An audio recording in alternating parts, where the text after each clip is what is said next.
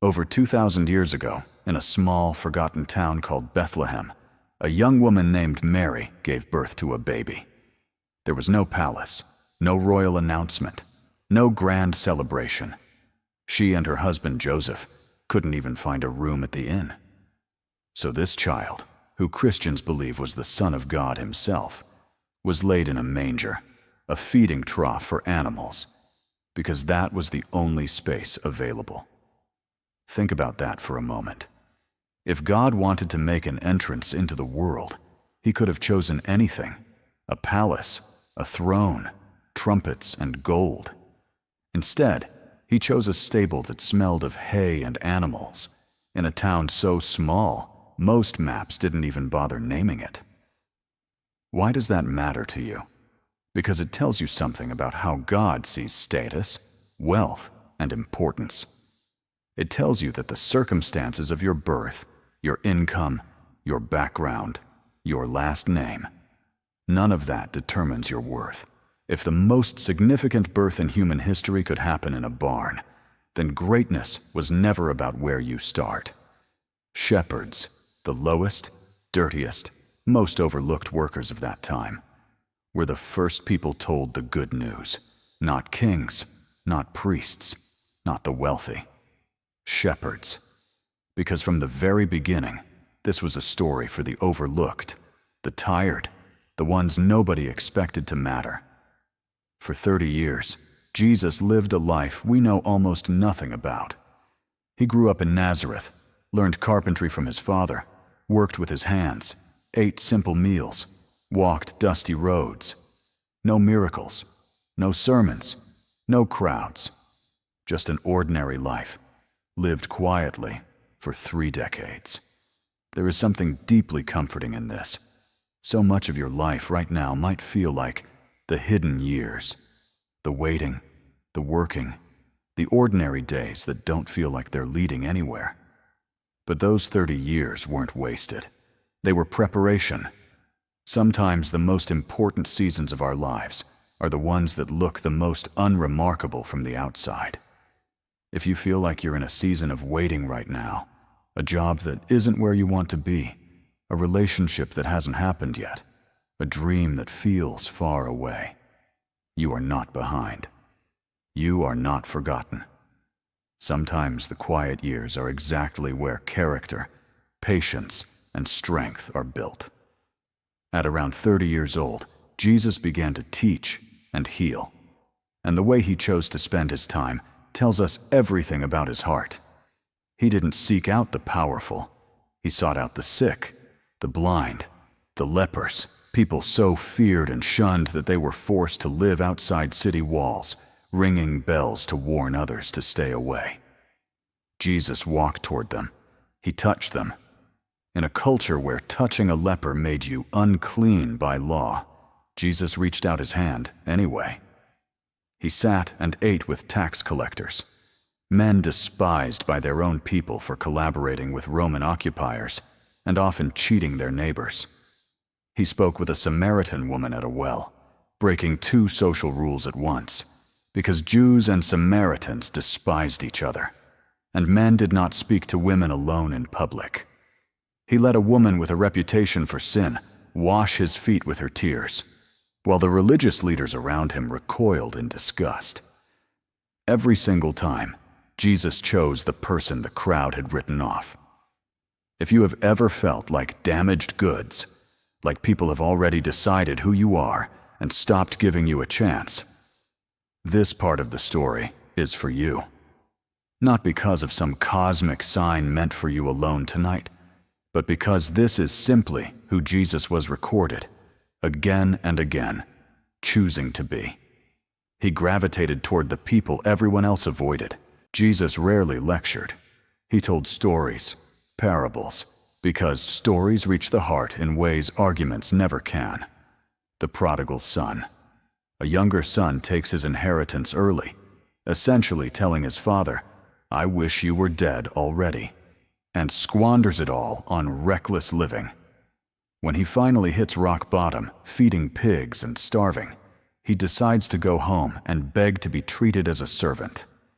But his father, watching from a distance, sees him first. And instead of anger, the father runs to him, an undignified thing for an older man to do in that culture, embraces him, and throws a celebration. That story isn't about a fictional son. It's about the way Jesus described God's posture toward anyone who has wandered, messed up, or wasted years they wish they could get back. Not a scorekeeper waiting to punish you. A father running toward you. The Good Samaritan. A man is robbed and left half dead on the road. A priest walks past him. A religious leader walks past him. Then a Samaritan, a member of a group the original audience would have considered an enemy, stops, tends his wounds, and pays for his care out of his own pocket. Jesus told this story to answer the question, "Who is my neighbor?"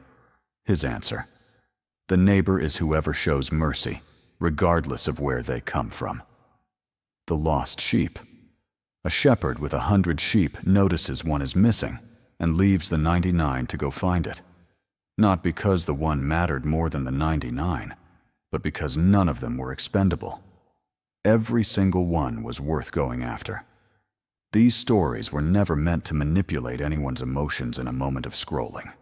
They were meant to teach, slowly, over years, what it means to love people the way Jesus loved them. One of Jesus' most famous teachings, known as the Sermon on the Mount, flipped almost every assumption about power and success. Blessed are the poor in spirit, not the confident, not the self-made, the humble. Blessed are those who mourn. Grief is not weakness, it is honored. Blessed are the meek. Gentleness, not aggression, inherits the earth. Blessed are those who hunger and thirst for righteousness. Wanting to do right matters more than already having arrived. Blessed are the merciful. Compassion is rewarded with compassion. Blessed are the peacemakers. Not the people who win arguments, the people who heal them. In a world that constantly tells you to be louder, stronger, richer, and more impressive to matter, Jesus' teaching says something almost rebellious. The meek, the mourning, the merciful, the humble. These are the ones who are blessed. He also taught about worry. Look at the birds of the air. They do not sow or reap or store away in barns, and yet your heavenly Father feeds them. Are you not much more valuable than they? This wasn't a promise that life would be easy. It was an invitation to trust that you are not forgotten, even in seasons of uncertainty. Peter once asked Jesus, "Lord, how many times shall I forgive someone who sins against me? Up to 7 times?" 7 already sounded generous. Jesus answered, "Not 7 times, but 77 times." Meaning, essentially, stop counting. This teaching cost Jesus nothing to say and everything to live. When a crowd dragged a woman caught in adultery before him, ready to stone her to death as their law demanded, Jesus said, "Let any one of you who is without sin be the first to throw a stone." One by one, the accusers walked away, until only Jesus and the woman remained. He didn't excuse what she'd done. He simply said, "Then neither do I condemn you. Go now and leave your life of sin."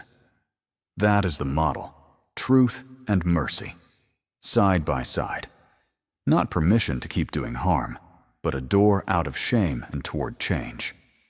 Even at the end of his life, nailed to a cross in unimaginable physical agony, Jesus reportedly said of the men executing him, "Father, forgive them, for they don't know what they are doing." If forgiveness was possible for him in that moment, it says something about what forgiveness, however hard, might be capable of in ours. The final week of Jesus' life is the most detailed part of the entire story, and for good reason.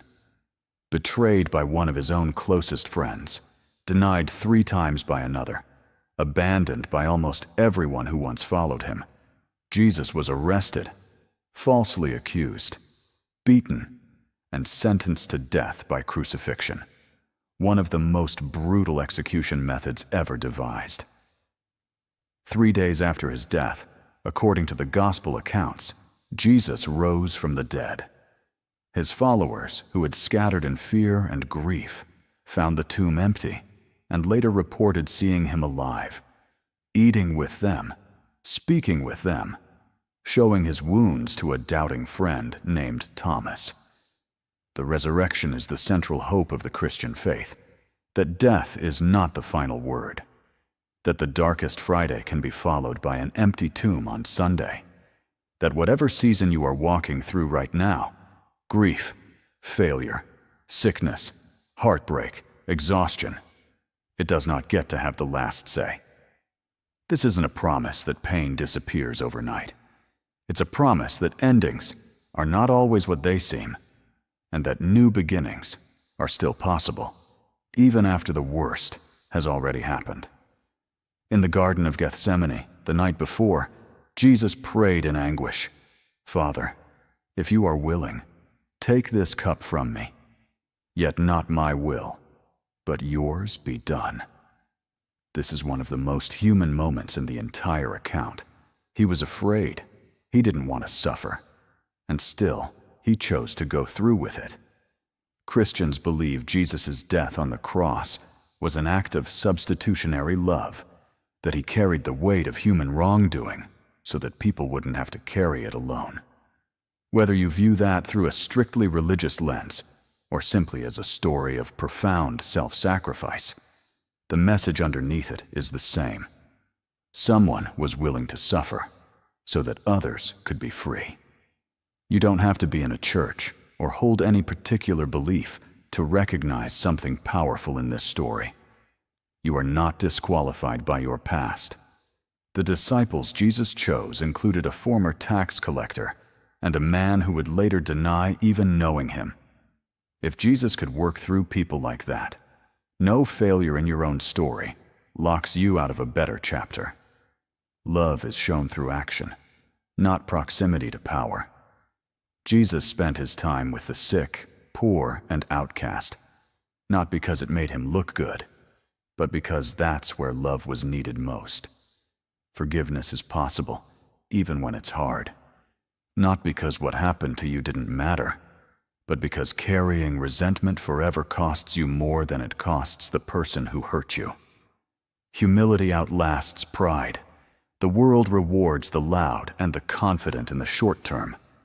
But something deeper and more lasting is built in the people who choose gentleness, patience, and service. Suffering is not always the end of the story. Whatever you're walking through, the pattern of this entire narrative, a manger, hidden years, rejection, suffering, and then resurrection, suggests that the hardest chapters are not always the final ones.